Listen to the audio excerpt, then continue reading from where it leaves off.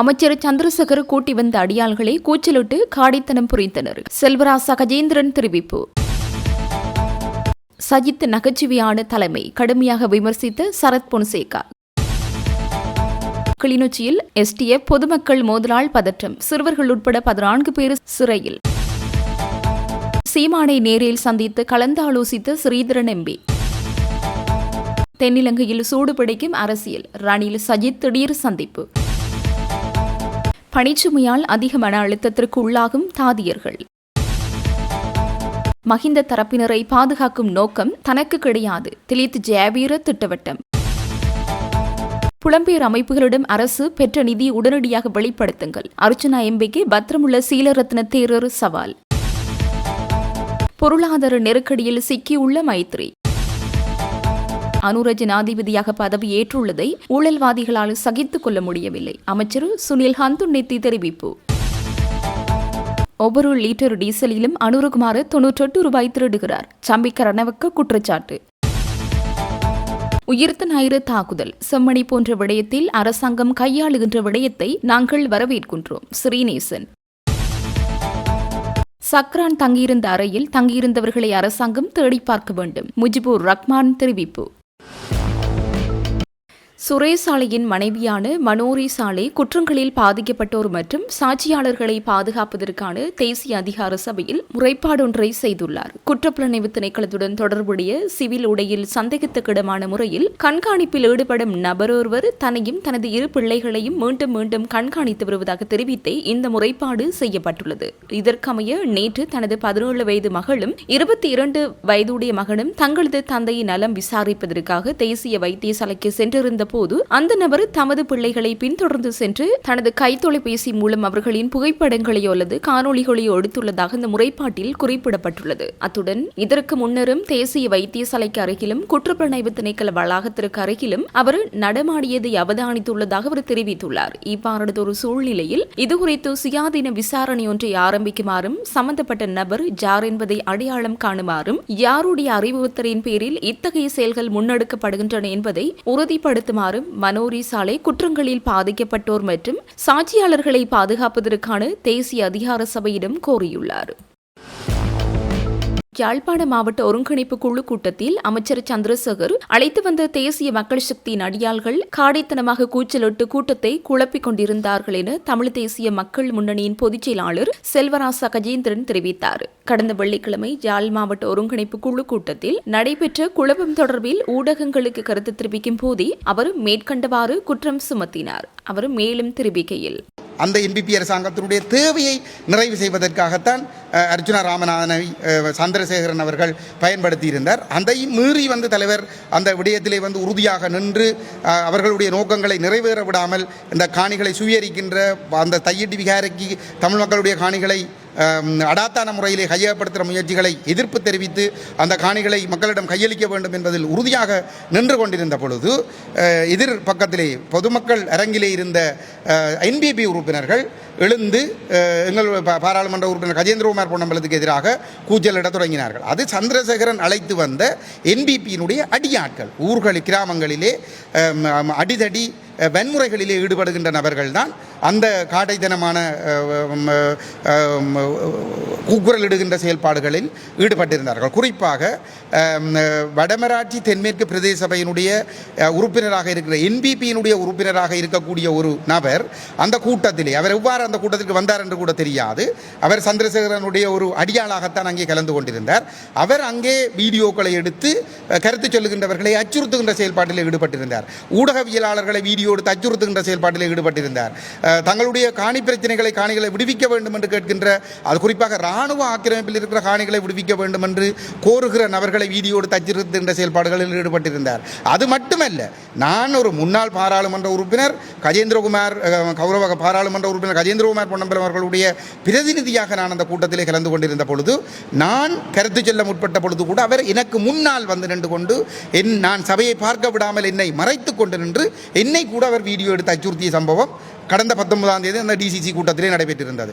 இதுக்கு முன்னர் நடைபெற்ற டிசிசி கூட்டங்களிலே இவ்வாறான சம்பவங்கள் நடைபெற்றது கிடையாது. அந்த அளவுக்கு என்பிபி அச்சப்படுகிறது. மக்கள் மத்தியிலே இந்த கருத்துக்கள் செல்லக்கூடாது, அந்த இடத்திலே இவ்வாறான கருத்துக்கள் சொல்வதனால் தங்களுடைய இனவாத முகம் அம்பலப்படுகிறது என்பதனால் எங்களுடைய கருத்து சுதந்திரத்தை முடக்குவதற்கு, ஊடகவியலாளர்களுடைய சுதந்திரமான செயல்பாட்டை முடக்குவதற்கு, அங்கே வருகின்ற மக்களுடைய பிரச்சனைகளை பேசுகிறோம் என்று சொல்லி அழைத்துவிட்டு அவர்களை அச்சுறுத்தி மௌனமாக்குகின்ற செயல்பாடுகளை சந்திரசேகரனுடைய தலைமையிலே இந்த என்பிபி அரசாங்கம் இங்கே அரங்கேற்றி கொண்டிருக்கிறது. இதை நாங்கள் வன்மையாக கண்டிக்கின்றோம். இலங்கை தமிழரசு கட்சியின் நாடாளுமன்ற உறுப்பினர் சிவஞானம் ஸ்ரீதரன் நாம் தமிழர் கட்சியின் தலைமை ஒருங்கிணைப்பாளர் செந்தமிழன் சீமானை அவரது இல்லத்தில் நேரில் சந்தித்து கலந்துரையாடினார். உறவுமுறை மற்றும் நட்புறவு அடிப்படையில் இடம்பெற்ற இந்த சந்திப்பின் போது இருதரப்பு பரஸ்பர அக்கறை கொண்டு பல்வேறு முக்கிய விடயங்கள் தொடர்பாகவும் இருவரும் தங்களது கருத்துக்களை பகிர்ந்து கொண்டனர். மிகவும் சுமூகமான சூழலில் இடம்பெற்ற இந்த சந்திப்பானது இரு தரப்பினருக்கும் இடையிலான உறவுகளை மேலும் வலுப்படுத்தும் வகையில் அமைந்திருந்ததாக தெரிவிக்கப்பட்டுள்ளது. கிளிநொச்சி போலீஸ் பிரிவுக்குட்பட்ட உமையாள்புரம் பகுதியில் விசேட அதிரடி படையினருக்கும் பொதுமக்களுக்கும் இடையே நேற்று ஏற்பட்ட மோதல் சம்பவத்தை அடுத்து சிறுவர்கள், முதியவர்கள், பாடசாலை மாணவிகள் உட்பட 14 பேர் விளக்கமறியலில் வைக்கப்பட்டுள்ளதாக உறவினர்கள் தெரிவித்துள்ளனர். உமையாள்புரம் பகுதியில் இடம்பெற்ற சட்டவிரோத மணல் அகழ்வை தடுக்கும் நோக்கில் விசேட அதிரடி படையினர் சம்பவ இடத்திற்கு சென்றுள்ளனர். அங்கு காட்டுப் பகுதிக்குள் உளவு இயந்திரத்துடன் இருந்த ஒருவரை அவர்கள் கைது செய்ய முற்பட்ட போது பொதுமக்களுக்கும் அதிரடி படையினருக்கும் இடையே கடுமையான முறுகல் நிலை ஏற்பட்டு மோதல் மாறியுள்ளது. இதன்போது கைது செய்யப்படவிருந்த நபரின் உறவினர்களும் அயலவர்களும் இணைந்து விசேட அதிரடி படையினர் மீது தாக்குதல் நடத்தியதாக தெரிவிக்கப்படுகிறது. இதனைத் தொடர்ந்து சம்பவ இடத்திற்கு மேலதிக அதிரடி படையினர் வரவழைக்கப்பட்டு அங்கிருந்தவர்கள் மீது தாக்குதல் நடத்தப்பட்ட போது 14 பேர் கைது செய்யப்பட்டனர். கைது செய்யப்பட்டவர்கள் கிளிநொச்சி நீதிமன்றத்தில் முற்படுத்தப்பட்டனர். அவர்களை இன்று வரை விளக்கமறியலில் வைக்குமாறு நீதிமன்றம் உத்தரவிட்டுள்ளது. இவ்வாறு விளக்கமறியலில் வைக்கப்பட்டுள்ளவர்களில் 2 சிறு குழந்தைகள், அவர்களின் தாய், தந்தை, 2 பாடசாலை மாணவிகள் மற்றும் முதியவர்கள் அடங்குவதாக பாதிக்கப்பட்டவர்களின் உறவினர்கள் கவலை தெரிவித்துள்ளனர். நாடு முழுவதும் உள்ள வைத்தியசாலைகளில் சுமார் 23,000 தாதியர்களுக்கான பற்றாக்குறை நிலவுவதால் தாதியர்கள் கடும் மன அழுத்தத்திற்குள்ளாகியுள்ளதாக ஒன்றிணைந்த தாதியர் சேவை சங்கம் தெரிவித்துள்ளது. தாதியர் பற்றாக்குறை குறைப்பதற்கு தற்போதைய அரசாங்கமும் சாதகமான நடவடிக்கைகளை எடுக்க தவறியுள்ளதாக அதன் தலைவர் ஞானானந்த தேரர் சுட்டிக்காட்டியுள்ளார். தாதியர்கள் எதிர்கொள்ளும் பிரச்சினைகள் குறித்து கொழும்பில் நடைபெற்ற ஊடகவியலாளர் சந்திப்பில் கலந்து கொண்டு கருத்து தெரிவிக்கும் போதே அவர் இந்த விடயத்தை குறிப்பிட்டுள்ளார். அங்கு தொடர்ந்தும் கருத்து தெரிவித்தவர் தற்போதைய வைத்தியசாலை அமைப்பில் சுமார் 23,000 தாதியர்களுக்கும் சுமார் 14,000 கனிஷ்ட ஊழியர்களுக்கும் வெற்றிடங்கள் நிலவுவதாக சுட்டிக்காட்டினார். இவ்வாறொரு சூழ்நிலையில் தாதியர் ஒருவருக்கு 2 தாதியர்களின் வேலை பளுவை சுமக்க வேண்டிய நிலை ஏற்பட்டுள்ளதாகவும் அவர் கூறினார். சில சந்தர்ப்பங்களில் தாதியர்களை தொடர்ந்து பல நாட்கள் பணியாற்ற வேண்டியிருப்பதால் தாங்க முடியாத வேலை பளு உருவாகியுள்ளதாகவும் அண்மையில் கிண்ணியா வைத்தியசாலையில் ஏற்பட்ட சம்பவம் உள்ளிட்ட பல பிரச்சனைகளுக்கு இந்த நிலைமையை பிரதான காரணம் என்றும் அவர் சுட்டிக்காட்டினார். தாதியர் பற்றாக்குறையை நிவர்த்தி செய்வதற்காக குறுகிய கால, நடுத்தர கால மற்றும் நீண்ட கால வேலை திட்டத்தை உடனடியாக தயாரிக்காவிட்டால் வைத்தியசாலை கட்டமைப்பு மேலும் வீழ்ச்சியடையும் என அவர் எச்சரித்துள்ளார். தற்போதைய அரசாங்கம் முன்னிய விலைகளின்படி கொள்வனவு செய்யப்பட்ட எரிபொருள் கையிருப்பை காரணம் காட்டி எரிபொருள் விலையை குறைக்க முடியாது என கூறி வருவதை முன்னாள் அமைச்சர் பாட்டாளி செம்பிக்க ரணவக்க நிராகரித்துள்ளார். எரிபொருள் இறக்குமதியின் போது பழைய விலைகளுக்கு பணம் செலுத்தப்படுவதில்லை என்றும் 3 அல்லது 5 நாட்களின் சராசரி உலக சந்தை விலையிலேயே பணம் செலுத்தப்படுகிறது என்றும் சுட்டிக்காட்டியுள்ளார். உலக சந்தை நிலவரப்படி தற்போதைய நிலையில் இலங்கை நாணயப்படி 1 லிட்டர் பெட்ரோல் 225 ரூபாவுக்கும் 1 லிட்டர் டீசல் 246 ரூபாவுக்கும் வழங்கப்பட முடியும். எஞ்சிய தொகை அனைத்தும் அரசாங்கத்தின் வரிகள் மூலமாக அனுரகுமார திசாநாயக்கவுக்கும் ஜேபிபி தலைமையகத்திற்கும் செல்வதாக அவர் குற்றம் சுமத்தியுள்ளார்.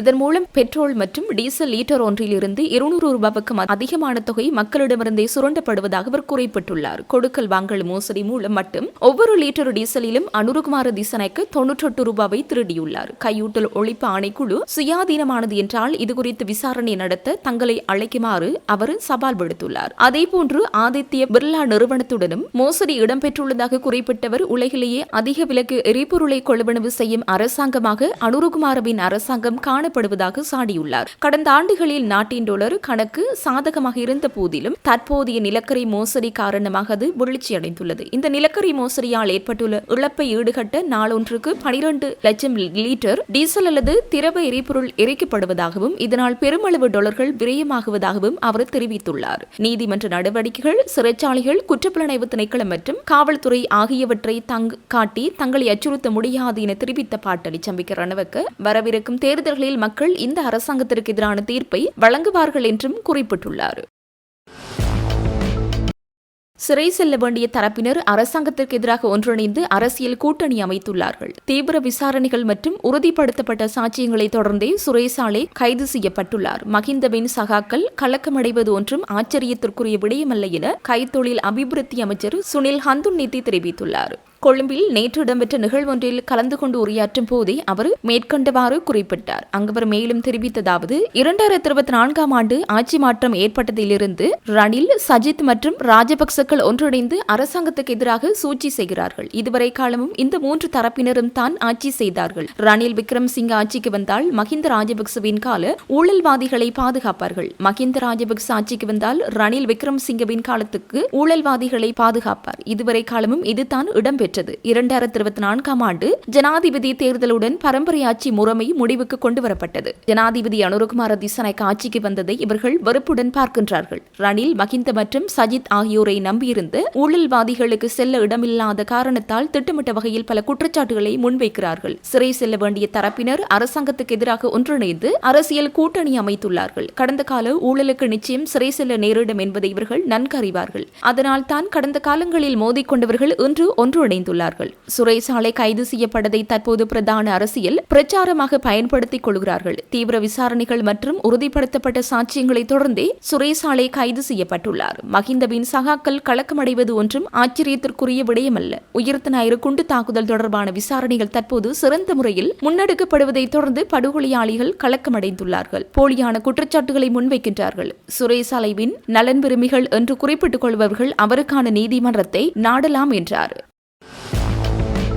ஐக்கிய தேசிய கட்சியின் தலைவரும் முன்னாள் ஜனாதிபதியுமான ரணில் விக்ரமசிங்க மற்றும் ஐக்கிய மக்கள் சக்தியின் தலைவரும் எதிர்க்கட்சி தலைவருமான சஜித் பிரேமதாச ஆகியோருக்கு இடையில் சந்திப்பொன்று இடம்பெற்றுள்ளதாக தெரிவிக்கப்படுகிறது. இந்த சந்திப்பு கடந்த புதன்கிழமை கொள்ளுப்பட்டியில் உள்ள ரணில் விக்ரமசிங்கவின் இல்லத்தில் இடம்பெற்றுள்ளது. இதன்போது இரு தலைவர்களும் மிகவும் சுமூகமான முறையில் நலம் விசாரித்து கலந்துரையாடியுள்ளனர். அத்துடன் எதிர்கால அரசியல் நடவடிக்கைகள் குறித்து மிகவும் சாதகமான கலந்துரையாடல் ஒன்று அங்கு இடம்பெற்றுள்ளதாக தகவல்கள் தெரிவிக்கின்றன. எதிர்கால அரசியல் நடவடிக்கைகள் தொடர்பாக இனிவரும் காலங்களில் நேரடியான கலந்துரையாடல்களை மேற்கொள்வதற்கும் இதன்போது உடன்பாடு எட்டப்பட்டுள்ளதாக தகவல் வெளியாகியுள்ளது. சமகால அரசாங்கத்திற்கு எதிரான வலுவான எதிர்க்கட்சி ஒன்றை அணிதிரட்டும் பணிகள் தீவிரமாக இடம்பெற்று வரும் நிலையில் இந்த சந்திப்பு முக்கியத்துவம் மிகுந்ததாக அரசியல் மட்டத்தில் பேசப்பட்டு வருகின்றமை குறிப்பிடத்தக்கது.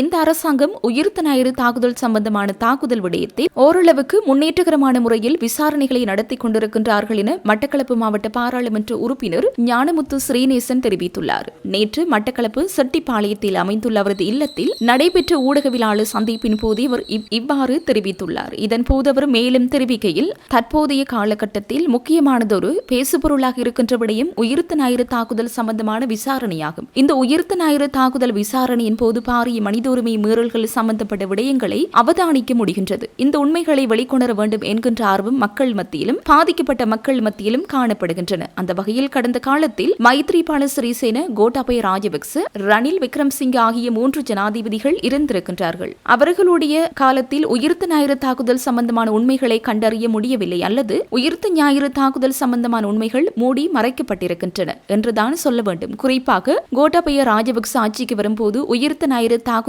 ஈடுபட்ட அனைத்து சூத்திரதாரிகளும் உண்மைக்கு மத்தியில் கொண்டுவரப்படுவார்கள் என பேராயர் மெல்கம் ரஞ்சித் தாண்டகைக்கு வாக்குறுதி வழங்கியிருந்தார். ஆனால் அவ்வாறு எதுவும் நடக்கவில்லை. அதேபோல தற்போதைய நிலையில் உயிர்த்த ஞாயிறு தாக்குதல் விடயத்தில் நம்பிக்கை ஏற்படக்கூடிய விதத்தில் விசாரணைகள் நகர்ந்து கொண்டிருக்கின்றன. இந்த நிலையில் இந்த அரசாங்கம் உயிர்த்த ஞாயிறு தாக்குதல் சம்பந்தமான தாக்குதல் விடயத்தில் ஓரளவுக்கு முன்னேற்றகரமான முறையில் விசாரணைகளை நடத்தி கொண்டிருக்கின்றார்கள். இந்த விசாரணை பற்றி மக்கள் மத்தியில் நம்பிக்கை ஏற்பட்டிருக்கின்றது. பேராயர் Malcolm Ranjith தாண்டகை, father Gamini Cyril போன்றவர்களும் இது சம்பந்தமான நம்பிக்கையை வெளியிட்டிருக்கிறார்கள். மனிதாபிமானத்தை நேசிக்கின்றவர்கள், மனித உரிமைகளை போசிக்கின்றவர்கள் மத்தியில் இந்த விசாரணைகள் தொடர்பில் நம்பிக்கை ஏற்பட்டிருக்கின்றது. எனவே குற்றவாளிகளை தப்பிக்க விடக்கூடிய எந்த ஒரு சந்தர்ப்பங்களும் வழங்கப்படக்கூடாது. ஆனால் தற்போது குற்றவாளிகளை பாதுகாக்கக்கூடிய ஒரு சந்தர்ப்பத்தை ஏற்படுத்துவதற்காக சில அடிப்படைவாதிகள் செயற்பட்டுக் கொண்டிருக்கின்றார்கள். உளவுத்துறை பிரதானி ஒருவர் சுரேசாலி அவர்கள் விசாரிக்கப்பட்டுக் கொண்டிருக்கின்றார். இவரே இந்த தாக்குதலுடன் சம்பந்தப்பட்டவர் என்கின்ற பல விடயங்கள் பல மட்டங்களில் பேசப்படுகின்றன. குற்றமிழைத்தவர்கள் பாதுகாக்கப்பட காணப்பட வேண்டும் என்ற அடிப்படையில் பேரினவாதிகள் பாதுகாப்பதற்கு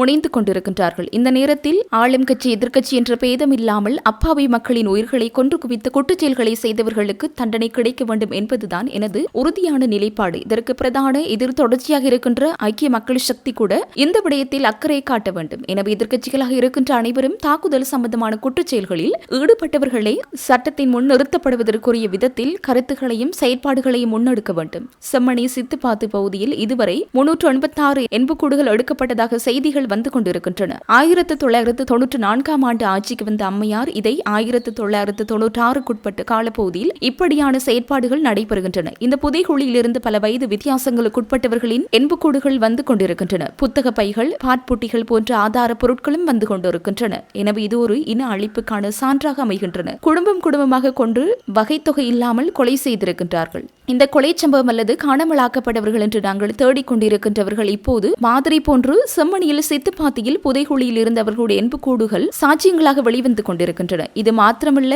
இன்னும் இந்த நாட்டில் பல புதைகுழிகள் உறைந்து இருக்கின்றன. உண்மைகள் வர வேண்டும். இவ்வாறான விடயங்களை வெளிக்கொண்டு வருவதை நாங்கள் வரவேற்கின்றோம். கிருஷாந்தி படுகொலை வழக்கில் சம்பந்தப்பட்ட குற்றவாளி ஆயுட்காலத்தில் தண்டனை அனுபவிக்கின்ற சோமரத்ன ராஜபக்ச என்ற குற்றவாளி குறிப்பிட்டிருக்கின்றார். இந்த செம்மணியில் 600க்கும் மேற்பட்ட மக்கள் படுகொலை செய்யப்பட்டு புதைக்கப்பட்டிருப்பதாக தெரிவித்திருந்தார். எனவே அரசாங்கம் உயிர்த்த ஞாயிறு தாக்குதல் மற்றும் செம்மணி போன்ற விடயத்தில் அரசாங்கம் கையாளுகின்ற விடயத்தை நாங்கள் வரவேற்கின்றோம். ஆனால் குற்றவாளிகள் தப்பித்து செல்லக்கூடாது. குற்றவாளிகளை பாதுகாப்பதற்கு அக்கால ஆட்சியாளர்கள் இப்போது சில தந்திரங்களை கையாண்டு கொண்டிருக்கிறார்கள் என அவர் இதன்போது தெரிவித்தார்.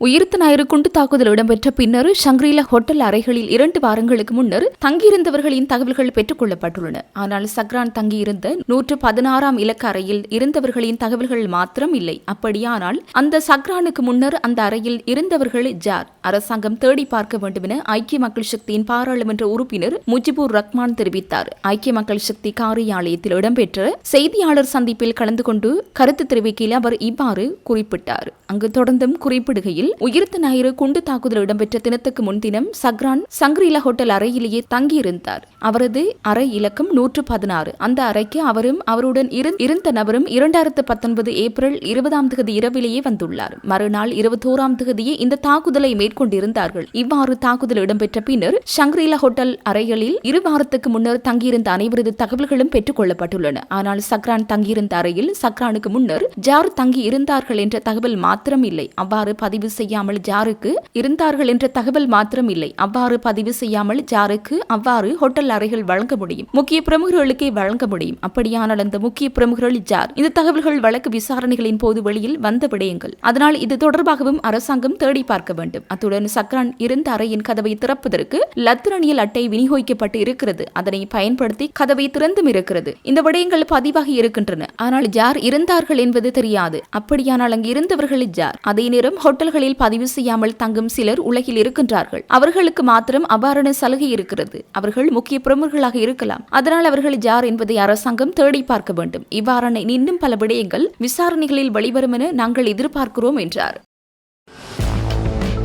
பலரை சிறையில் அடைப்பதன் மூலம் மட்டும் நாடு ஒருபோதும் முன்னேற்றம் அடையாது என்றும் அதற்கு பதிலாக முறையான திட்டமிட்ட வேலை திட்டமே நாட்டுக்கு அவசியமானது என்றும் சர்வஜன அதிகாரம் கட்சியின் தலைவரும் நாடாளுமன்ற உறுப்பினருமான திலீத் ஜெயவீர தெரிவித்துள்ளார். கம்பகாவில் நேற்று நடைபெற்ற நிகழ்வொன்றில் கலந்து கொண்டு உரையாற்றும் போதே அவர் மேற்கண்டவாறு கூறினார். அவர் மேலும் உரையாற்றுகையில், தற்போதைய அரசானது நாட்டை கட்டியெழுப்பும் பிரதான வழியாக கைது நடவடிக்கைகள் மற்றும் சிறை தண்டனைகளை மட்டுமே கருதும் நிலை காணப்படுகின்றது. குற்றச்சாட்டுகள் உள்ளவர்கள் மீது சட்ட நடவடிக்கைகள் எடுக்கப்பட வேண்டும் என்பதில் மாற்று கருத்து இல்லை. எனினும் அதனை அரசியல் மேடைகளில் கூச்சலிட்டு முன்னிறுத்துவதன் மூலம் நாட்டின் அடிப்படை பிரச்சினைகளுக்கு தீர்வு காண முடியாது. நாம் எடுக்கும் ஒவ்வொரு நடவடிக்கையின் போதும் அதனால் நாட்டுக்கும் குறிப்பாக எளிய தலைமுறைக்கும் கிடைக்கும் பயன் என்ன என்று கேள்வி எழுப்பப்பட வேண்டும். நான் இங்கு ஒரு தனிப்பட்ட அரசியல் நபரையும் பாதுகாக்கும் நோக்கில் இந்த கருத்துக்களை முன்வைக்கவில்லை. நாட்டின் எதிர்கால வளர்ச்சியை மையமாக கொண்டே எனது நிலைப்பாட்டை வெளிப்படுத்துகின்றேன். முன்னாள் ஜனாதிபதி மஹிந்த ராஜபக்ச அல்லது அவருடன் இருந்த அரசியல் தரப்பினர் மீது மேற்கொள்ளப்படும் நடவடிக்கைகள் குறித்து நான் பேசுவது அவர்களை பாதுகாப்பதற்காக அல்ல.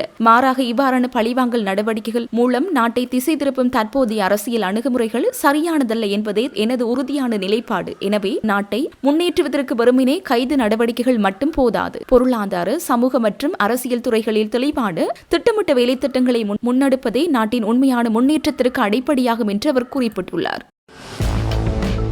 புலம்பெயர் அமைப்புகளிடமிருந்து தற்போதைய அரசு எவ்வளவு நிதியை பெற்றுள்ளது என்பது தொடர்பில் நாடாளுமன்ற உறுப்பினர் அர்ச்சுனா நாட்டு மக்களுக்கு வெளிப்படையான விளக்கமொன்றை வழங்க வேண்டும் என ஜனசெத பெரமுன கட்சியின் தலைவர் பத்ரமுள்ள சீலரத்ன தேரர் வலியுறுத்தியுள்ளார். இது தொடர்பில் ஊடகங்களிடம் அவர் மேலும் தெரிவிக்கையில், நாடாளுமன்ற உறுப்பினர் அர்ச்சுனா புலம்பெயர் அமைப்புகள் மற்றும் தற்போதைய அரசு தொடர்பில் பல்வேறு கருத்துக்களை முன்வைத்து வருகின்றனர். எனவே புலம்பெயர் அமைப்புகளிடமிருந்தும் தற்போதைய அரசு எத்தனையோ மில்லியன் அல்லது பில்லியன் டாலர்கள் நிதியுதவி பெற்றுள்ளது என்பதை, இந்த அரசை ஆட்சிக்கு கொண்டு வருவதற்காகவே எந்தளவுக்கு நிதியுதவிகளை வழங்கின என்பதையும் அவர் வெளிப்படையாக அறிவிக்க வேண்டும் என்று புலம்பெயர் அமைப்புகளிடமிருந்து 1% கிடைக்காது என ஒரு தரப்பினர் கூறி வருகின்றனர். அவ்வாறெனில் இதற்கு முன்னர் வழங்கப்பட்டதாக கூறப்படும் நிதி எங்கே சென்றது? அது எந்த நோக்கத்திற்காக பயன்படுத்தப்பட்டது?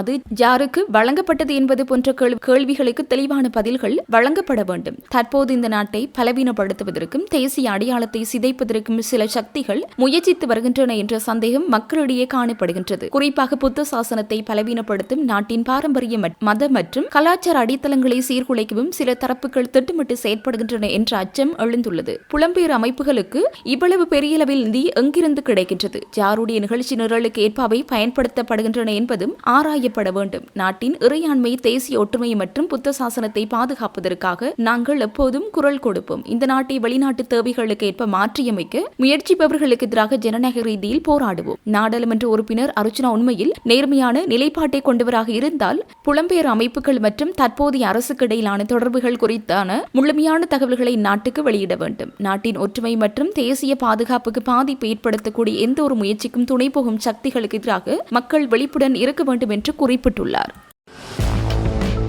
தாம் பொருளாதார நெருக்கடியில் சிக்கியுள்ளதாக முன்னாள் ஜனாதிபதி மைத்ரிபால சிறிசேன தெரிவித்துள்ளார். நாட்டின் பொருளாதார நிலைமை குறித்து ஊடகவியலாளர்கள் எழுப்பிய கேள்விகளுக்கு பதிலளித்த போதே அவர் இதனை குறிப்பிட்டுள்ளார். தனக்கு தற்போது ஓய்வூதியம் கூட கிடைப்பதில்லை என்பதால் சாதாரண மக்களை விடவும் பொருளாதார நெருக்கடியை தாம் அதிகமாக உணர்வதாக அவர் தெரிவித்துள்ளார். தங்களை விட பொருளாதார சுமை எனக்குத்தான் அதிகமாக தெரிகிறது. ஏன் தெரியுமா? உங்களுக்கு மாதம் ஒருமுறை ஏதோ ஒரு சம்பளம் கிடைக்கிறதல்லவா? ஆனால் எனக்கு இப்போது ஓய்வூதியம் கூட இல்லை. அவை அனைத்தும் நிறுத்தப்பட்டுவிட்டன. அப்படி இருக்கும்போது உங்களை விட எனக்குத்தானே வாழ்க்கை நடத்துவது கஷ்டமாக இருக்கும் என குறிப்பிட்டுள்ளார். தற்போது எரிபொருள் விலை திருத்தம் மற்றும் நாட்டின் பொருளாதார நிலைமை குறித்து தம்மால் திட்டவட்டமான கருத்து எதனையும் கூற முடியாது என்று அவர் தெரிவித்துள்ளார். தாம் தற்போது செயற்பாட்டு அரசியலில் ஈடுபடவில்லை என்பதால் அரசாங்கத்தின் இத்தகைய முடிவுகள் குறித்து கருத்து தெரிவிப்பது கடினம் என மைத்ரிபால சிறிசேன கூறியுள்ளார். தாம் இப்போது ஆட்சி செய்யவில்லை. நான் ஒரு பொருளாதார நிபுணரும் அல்ல. சர்வதேச ரீதியில் இதனை பார்க்க வேண்டும். ஒருபுறம் போர் நிலவியது. எனவே நாட்டின் பொருளாதார நிபுணர்களும் அரசாங்கமும் எடுக்கும் தீர்மானங்களை பொறுத்தே இது அமையும் என தெரிவித்துள்ளார். யார் நாட்டை வழிநடத்தினாலும் பரவாயில்லை,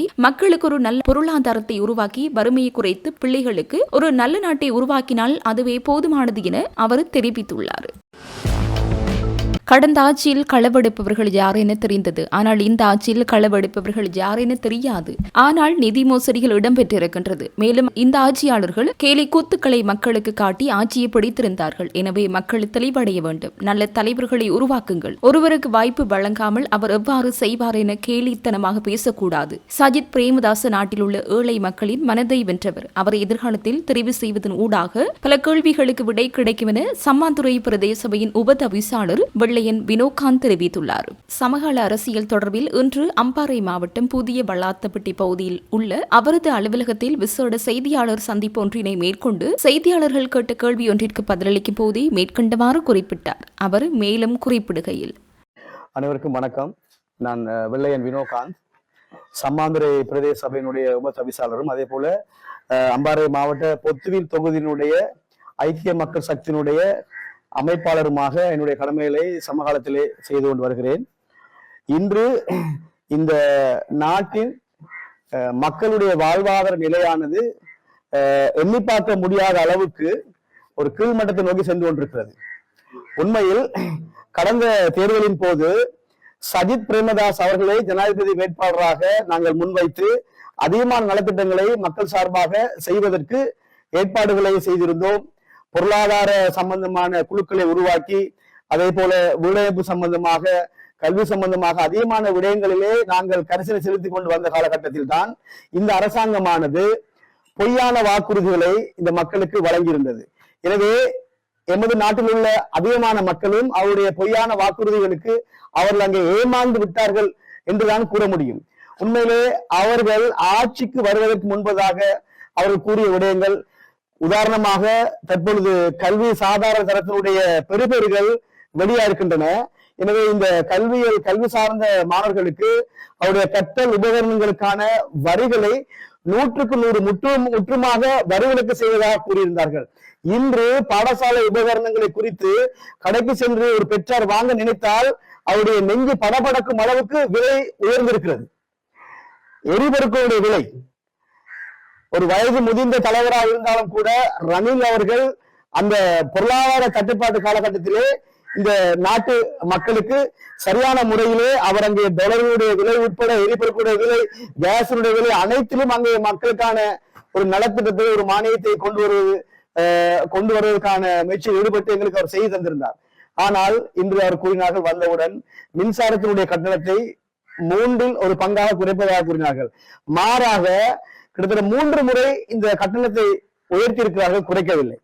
கேஸ் சிலிண்டர் ஒன்றினுடைய விலை கிட்டத்தட்ட 2900 ரூபாயாக இருந்த விலை இன்று 5100 ரூபாய் மாற்றப்பட்டிருக்கிறது. பழையபடி இந்த எரிபொருள் நிலையங்களிலே இன்று மக்கள் அங்கே அணிவகுத்துக் கொண்டிருக்கிறார்கள். காரணம், QR முறையிலான ஒரு குறிப்பிட்ட அளவிலான எரிபொருட்களை மாத்திரம் வழங்குகிறார்கள். தூரத்துக்கு, உதாரணமாக கொழும்புக்கு செல்பவர்கள் ஒரு கிழமை சென்று அடுத்த கிழமை தான் கொழும்புக்கு வர வேண்டியதா இருக்கிறது அம்பாறைக்கு. அந்த அளவுக்கு இன்று இந்த நாட்டினுடைய நடைமுறையானது, மக்களுடைய வாழ்வியலானது படிப்படியாக அதிகமாக பாதிப்புக்குள்ளாய் கொண்டிருக்கிறது. எனவே மக்கள் ஒன்றை தெளிவாக உணர்ந்து கொள்ள வேண்டும். அம்பாறை மாவட்டமானது கிட்டத்தட்ட விவசாயிகளை மையமாக கொண்ட ஒரு மாவட்டம். இன்று விவசாயத்தின் மூலமாக பெறப்பட்ட அறுவடைக்கு, அவருடைய நெல்களுக்கு சரியான விலை இல்லாத காரணத்தினால் எத்தனையோ விவசாயிகள் கடன்பட்டவர்களாக அவருடைய அறுவடையுடைய நெல்களை வீட்டில் வைத்துக் கொண்டு விற்பனை செய்ய முடியாத நிலையிலே இன்று வீதி கிழங்குகளுக்கு தயாராக கொண்டிருக்கிறார்கள். எந்த விலைகளுடைய பொருட்களுடைய விலைகளும் வானை தொழும் அளவுக்கு உயர்ந்து விட்டது. பஸ் வாகனங்கள் செல்ல முடியாத அளவுக்கு வாகனங்களுடைய போக்குவரத்து கட்டணங்கள் உயர்ந்து வருகின்றன. சாதாரணமாக ஒரு சிறு கைத்தொழில் மூலமாக ஒரு கடையிலே ஒரு முதலாளியானவர் 1 லட்சம் ரூபாய் முதலீடு செய்து 10,000 ரூபாய் அவருக்கு லாபம் கிடைப்பதாக இருந்தால், இன்று அந்த 10,000 ரூபாய் சம்பாதிப்பதற்கு அவர் 10 லட்சம் ரூபாய் முதலீடு செய்ய வேண்டியது இருக்குது. அந்த அளவுக்கு பொருட்களுடைய விலைகள் உயர்ந்திருக்கின்றன. எனவே இந்த நாட்டு மக்களை பார்த்து குறிப்பிட விடயம் என்னவென்றால், எங்களுக்கு 2029ஆம் ஆண்டிலே எங்களுக்கு ஒரு தேர்தல் வர இருக்கிறது. எனவே கடந்த கோட்டபாயாவுடைய ஆட்சி காலத்தின் போதும் நாங்கள் வலியுறுத்தி கூறினோம், இந்த நேசரி பிள்ளைகளுக்கு நாட்டை வழங்க வேண்டாம் என்று கூறினோம். ஆனால் அதையும் தாண்டி அவருக்கு ஒரு பெரிய ஒரு 3/2 பங்கை இந்த மக்கள் வழங்கி இருந்தார்கள். ஆனால் 2 வருடத்திலே இருப்பதற்கு இடம் தெரியாமல் அவர் அங்கே ஓடிவிட்டார். இன்று இந்த அரசாங்கத்தின் நிலைப்பாடு அதுவாகத்தான் இருக்கிறது. நான் நினைக்கிறேன், இந்த நிலைமை நீடிக்குமாக இருந்தால் ஒவ்வொருவரும் கொழும்பை நோக்கி அல்ல, தங்களுடைய மாவட்டங்களிலே அங்கே வீதிக்கு இறங்கி விடுவார்கள். அந்த அளவுக்கு சென்று கொண்டிருக்கிறது நிலைப்பாடுகள். எனவே பெரிய ஒரு எதிர்பார்ப்புக்கு மத்தியில் இந்த அரசாங்கம் ஆட்சி அமைத்திருந்தது. ஆனால் இன்று அந்த அப்படியாக அமைக்கப்பட்ட ஆட்சியினுடைய விளைவானது மக்கள் மத்தியில் ஒரு பெரிய ஏமாற்றத்தை அளித்திருக்கிறது என்றால் அது மிகவில்லை என்பதுதான் இங்கே பொருள். பாராளுமன்றத்தில் கூட கிட்டத்தட்ட 159 இருக்கிறார்கள். ஆனால் 159 பேர்களும் அங்கே பேசுவதில்லை. குறிப்பிட்ட ஒரு சாரார் மாத்திரம் தான் பேசிக் கொண்டிருக்கிறார்கள். அவர்கள் பேசும் விடயங்கள் கூட உண்மைக்கு புறம்பான விடயங்கள் தான். அதிகமான பெருகளை அவர்கள் அங்கே கட்டமைத்துக் கொண்டிருக்கிறார்கள். தேர்தலுக்கு முன்பதாக கொடுக்கப்பட்ட எந்த வாக்குறுதிகளையும் அவர்கள் நிறைவேற்றவில்லை.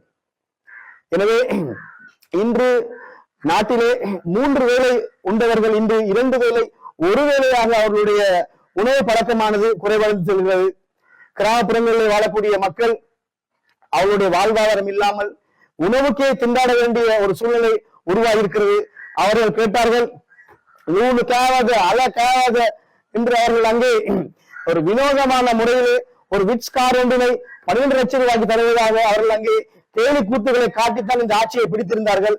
இன்று மக்கள் படும் அவதி, மக்களுடைய அவலநிலை இன்று நெருப்பானது அடுப்பில் அல்ல ஒருவருடைய வயிற்றிலும் எரிகிறது என்பதுதான் இந்த ஒருவருடைய பார்வையா இருக்கிறது. எனவே மக்களாகிய நாங்கள் அனைவரும் உணவு அடைய வேண்டும். இந்த நாட்டை நேசித்த ஒரு தலைவர் 70களிலே 80களிலே அன்று வளர்ச்சி அடைந்த நாடுகளில் கூட இலவச வீட்டு திட்டங்கள் இருக்கவில்லை. அந்த காலகட்டத்தில் கூட தம்முதாவ போன்ற வீட்டு திட்டங்களை இலங்கை மக்களுக்கு அமைத்து இங்கே அம்பாறையிலே பொத்தில் பகுதியிலே அதிகமான இடங்களிலே சம்மாந்துறை பகுதியிலே, கல்முனை பகுதியிலே, அம்பாறை நகர் பகுதியிலே அதிகமான வீட்டு திட்டங்கள் அமைத்து கொடுத்தவர் தான் காலம் சென்ற முன்னாள் ஜனாதிபதி ரணசிங்க பிரேமதாஸ் அவர்கள். புலிக்கு பிறந்தது பூனையாகுமா என்று கூறுவார்கள். அந்த வகையில் அவருடைய வழிவாயிலாக வந்த அவருடைய மகன் தான் சஜித் பிரேமதாஸ் அவர்கள். வசித்த வயிறு நன்கு அறிந்தவர். கிட்டத்தட்ட அவருடைய அந்த கடந்த கால ஒரு அமைச்சு அந்த ஆட்சி காலத்தில் கூட கிட்டத்தட்ட 2500க்கும் மேற்பட்ட வீட்டு திட்டங்களை அமைத்து கொடுத்திருந்தார். அதில் 400 வீட்டு திட்டங்களை முடித்தும் கையெழுத்தும் இருந்தார். இந்திய வீட்டு திட்டங்களை முடிப்பதற்கும் கையளிப்பதற்கும் முடியாத நிலையிலே ஆட்சி மாற்றம் ஏற்பட்டிருக்கின்றன. எனவே அந்த வீட்டு திட்டங்களை முடிப்பதற்கு, கல்வியிலே ஒரு புரட்சியை செய்வதற்கு, வாழ்வாதாரத்திலே பொருளாதார எத்தனையோ விதிப்பகங்கள் மூடப்பட்டிருக்கின்றன. மின்சாரத்தை பாதிக்க முடியாத நிலையிலே எத்தனையோ சிறுகைத்தொழில் பேட்டுகள் மூடப்பட்டிருக்கின்றன. இந்த இளைஞர்கள் இந்த நாட்டை விட்டு வெளிநாடு நோக்கி அங்கே பலபடையாக அணிவகுத்துக் கொண்டிருக்கிறார்கள். இந்த நாட்டில் என்ன வளம் இல்லை, அத்தனை வளங்களும் உள்ள நாட்டை விட்டுவிட்டு இளைஞர்கள் படையெடுப்பதற்கான காரணம் என்ன? சரியான ஆட்சி முறைகள் இங்கே அமையவில்லை என்பதுதான் காரணம். எனவே அடுத்த முறையாவது நாங்கள் தற்போது கற்றுக்கொண்ட பாடங்களை வைத்துக் கொண்டு நல்ல தலைவரை, சஜித் பிரேமதாச போன்ற ஒரு நல்ல தலைவரை இந்த மக்கள் தெரிந்திருக்க வேண்டும் என்பதை நான் மிக ஆணித்தரமாக இந்த சந்தர்ப்பத்திலே இந்த ஊடக சந்திப்பின் வாயிலாக தெரிவித்துக் கொள்கிறேன். இந்த ஊடக சந்திப்புக்கு ஏற்பாடு செய்து வந்திருக்கக்கூடிய அனைத்து ஊடக நண்பர்களுக்கு என்னுடைய நன்றியை தெரிவித்துக் கொள்கிறேன். நன்றி, வணக்கம். இவர்கள் ஆட்சிக்கு வருவதற்கு முன்பதாக ஏற்கனவே இருந்த ஆட்சியாளர் குற்றம் சாட்டிக் கொண்டிருந்தார்கள். திருடு நடக்கிறது, களவு நடக்கிறது, வஞ்சம் நடக்கிறது, ஊழல் இருக்கிறது என்பது மறுக்க முடியாத உண்மைகள் அங்கே அதிகமா இருக்கின்றன. ஆனால் இன்று இவருடைய ஆட்சியிலே அண்மையில் ஒரு வீதியிலே 2500க்கும் மேற்பட்ட மில்லியன் ரூபாயானது அங்கே காணாமலாக்கப்பட்டிருக்கிறது. ஏற்கனவே ஆட்சியிலே களவாளி யார் என்பது தெரியும். ஆனால் இந்த ஆட்சியிலே களவர்த்தம் யார் என்பது தெரியாமல் இருக்கிறது. ஆனால் நிதி மோசடி இடம்பெற்றிருக்கின்றது. எனவே மக்கள் தெளிவடைய வேண்டும். இன்று ஒரு ஆட்சிக்கு வர முன்பதாக ஆட்சி அதிகாரம் இல்லாமல் இந்த வைத்தியசாலைகளுக்கு சென்று நோயாளிகளுக்கான இலவச மருத்துவ உபகரணங்கள், பாடசாலைகளுக்கு சென்று பாடசாலை மாணவர்களுக்கான அவர்களான பஸ் வண்டிகள், அதே போல அவருடைய தொழில்நுட்ப அறிவு வளர்ச்சிக்காக கணினி போன்ற உபகரணங்களை வழங்கியவர் சஜித் பிரேமதாஸ் அவர்கள். இந்த நாட்டிலே வரிப்பணத்தின் மூலமாக பெறப்பட்ட எந்த நிதியை கொண்டு அவர் செய்யவில்லை. தன்னுடைய சொந்த நிதியிலும் தன் நண்பர்களை கொண்டும் அங்கே சேகரிக்கப்பட்ட நிதி மூலமாக மக்களுக்கு செய்திருந்தார். எனவே அப்படியான ஒருவரை நாங்கள் மீண்டும் ஆட்சி கட்டளை கொண்டு அமர்த்துவமாக இருந்தால் நிச்சயமாக அன்று 70 இருந்த அந்த பொற்காலமானது, நான் இன்னும் ஒரு விதத்தை குறிப்பிட்டு சொல்ல விரும்புகிறேன். 1994 ஆண்டுக்கு முற்பதாக லலித் தத்ரத் முதலி, ஜெயரத் ஜெயவர்தன் அவர்கள், ரணசிங்க பிரேமதாஸ் அவர்கள், DS சேனநாயக் அவர்கள், இவர்கள் இந்த நாட்டிலே அதிகமான விடயங்களை உருவாக்கியிருக்கிறார்கள். நல்ல திட்டங்கள், 200 கவர்மெண்ட் வசதிகள், அதே போல அதிகமான இடங்கள் உருவாக்கியிருக்கார்கள். ஆனால் 94ஆம் ஆண்டுக்கு பிறகு நீங்கள் பார்த்தீர்களா இருந்தால் இங்கே உருவாக்கப்பட்ட திட்டங்கள் என்பது எதுவும் கிடையாது. மாறாக நாட்டிலே கடனுக்கு மேல் கடன் சுமையை உருவாக்கி தற்போது ஒவ்வொரு குடிமக்களுடைய தலையிலும் கடனைத்தான் சுமந்து வைத்திருக்க. எனவே குடிமக்களை பார்த்து நான் கூறும் விடயம் என்னவென்றால், நல்ல தலைவர்களை உருவாக்குவதற்கு நீங்கள் இருக்க வேண்டும். ஒருவருக்கு ஒரு விடயத்தை அளிக்காமல் வழங்காமல் அவர் எப்படி செய்வார் என்று எண்ணி நகையாடுவது என்பது மிக கேலித்தனமாக ஒரு விவேகமாக இருக்கிறது. எனவே ஒருவருக்கு ஒரு விடயத்தை வழங்கிவிட்டு நாங்கள் பார்க்கிறோம் அவர் எப்படி செய்வார் என்று. அந்த சஜித் பிரேமதாஸ் அவர்கள் நாட்டிலே காணப்படக்கூடிய அதிகமான வறுமை கோட்டுக்கு உட்பட்டவருடைய மனதிலே குடியிருப்பது தரவாக இருக்கிறார். எனவே அவருக்கு இந்த வாய்ப்பை நாங்கள் வழங்கும் பட்சத்திலே நிச்சயமாக இந்த கேள்விகளுக்கான விடைகள் எங்களுக்கு கிடைக்கும் என்பதுதான் என்னுடைய பார்வை. உண்மையில் இலங்கையை இலங்கை நாட்டை பொறுத்தவரையிலே ஒவ்வொருவரும் கூறும் விடயம் என்ன? அபிவிருத்தி அடைந்து கொண்டு வரும் நாடு. எங்களுடைய பாட்டுடைய காலத்திலே கூறினார்கள் அபிவிருத்தி அடைந்து கொண்டு வரும் நாடு. என்னுடைய தகப்புடைய காலத்தில் கூறினார்கள் அபிவிருத்தி அடைந்து கொண்டு வரும் நாடு. தற்போது எங்களுடைய காலத்தில் கூறுவார்கள் அபிவிருத்தி அடைந்து கொண்டு வரும் நாடு. என்னுடைய பிள்ளைகள் காலத்தில் கூறுவார்கள் எப்பொழுது நாடு அபிவிருத்தி அடைவது? அபிவிருத்தி அடைவதற்கு தடையா இருக்கக்கூடிய தலைவர்களை நியமிப்பதில் தான் எங்களுடைய பிழை இருக்கிறது.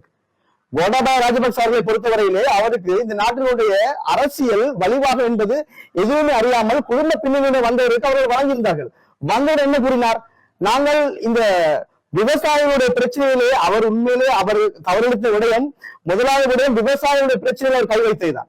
எனவே முற்று முழுவதுமாக இந்த நாடானது விவசாயத்தை கிட்டத்தட்ட 50% மேற்பட்ட முறையிலே அது கையாளக்கூடிய நாடாக காணப்படுகிறது. விவசாயத்தினுடைய வயிற்றில் அடிக்க சென்றதுதான் அவருடைய அந்த வீழ்ச்சிக்கு முதலாக காரணமாக இருந்தது. எனவே இந்த அரசாங்கம் கூட தற்பொழுது விவசாயிகளுக்கு நான் நினைக்கிறேன் 110 ரூபாய் தருவதாக, 120 ரூபாய் தருவதாக எல்லாம் கூறியிருந்தார்கள். உங்களுக்கு தெரிந்திருக்கும் கடந்த காலங்களிலே ஒரு சிறிய விடயம் என்னவென்றால், ஒரு ஹைவே போடுவதாக இருந்தால் அங்கே குரங்குகள் அடிபடி செத்துவிடும், மயில் அடிபடி செத்துவிடும் என்று அதை தடுப்பார்கள். எனவே ஆர்ப்பாட்டம் செய்யாத விடயங்களே இல்லை.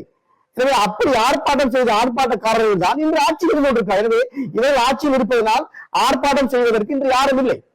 எனவே மிக விரைவில் ஆர்ப்பாட்டக்காரர்களை தவிர பாதிக்கப்படக்கூடிய மக்கள் இயல்பாகவே வீதிக்கு எழக்கூடிய நிலைமை மிக அண்மையில் மிக விரைவில் உருவாகும் என்பதிலே எந்த விதமான மாற்று கருத்து இல்லை. காரணம், ஒவ்வொருவருடைய வயிற்றிலும் தற்பொழுது இந்த அரசாங்கத்தினுடைய முன்னெடுப்புகளானது ஒவ்வொருவருடைய வயிற்றிலும் அங்கே அடிப்பது போல் இருப்பதனால் நிச்சயமாக எதிர்காலத்தில் ஒரு பெரிய புரட்சி இந்த அரசாங்கத்துக்கு விரோதமாக மக்கள் வீதிக்கு இறங்குவார்கள் என்பதுதான் என்னுடைய பார்வை.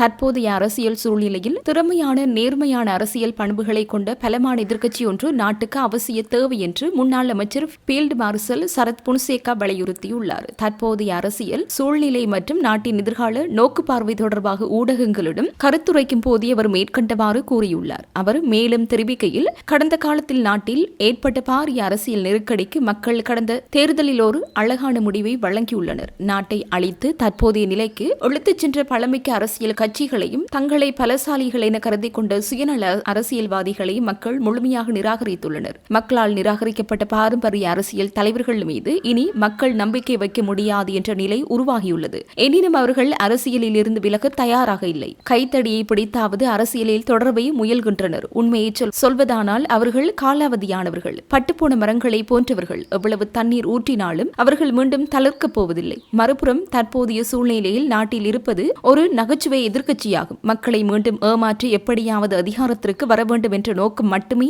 அவர்களிடம் உள்ளது. எனவேதான் நாட்டை நேசிக்கும் நேர்மையான எதிர்க்கட்சி ஒன்று நாட்டுக்கு தேவையாக உள்ளது. இன்று நாட்டில் உருவாகியுள்ள மிகப்பெரிய ஊழல் வலையமைப்பு கணவாய் போல தனது கரங்களை எல்லா திசைகளிலும் வெளிநாடுகள் வரை விரித்துள்ளது. மத்திய வங்கியில் இடம்பெற்றதாக கூறப்படும் பல மோசடிகள் இப்போது வெளிச்சத்திற்கு வந்து கொண்டிருக்கின்றன. 2.5 மில்லியன் அமெரிக்க டாலர்கள் காணாமல் போன சம்பவம் உள்ளிட்ட பல விவரங்கள் வெளிப்படுத்தப்பட்டுள்ளன. இவை அனைத்தும் இந்த ஊழல் வலையமைப்பின் பின்னணியில் நாட்டை வழிநடத்திய விதத்தின் விளைவுகளாகும். தற்போதைய அரசானது ஊழலுக்கு எதிராக செயற்பட்டு வருவதுடன் ஊழலில் ஈடுபட்டவர்களுக்கு தண்டனை வழங்குவதற்காக தங்களது அதிகபட்ச ஆற்றலை முழுமையாக பயன்படுத்தி வருகின்றது. அரசின் இந்த நோக்கம் நல்லதாக அமைந்திருப்பதன் காரணமாகவே எமது ஆதரவையும் ஆசீர்வாதத்தையும் தற்போதைய அரசுக்கு வழங்குகிறோம் என்றார்.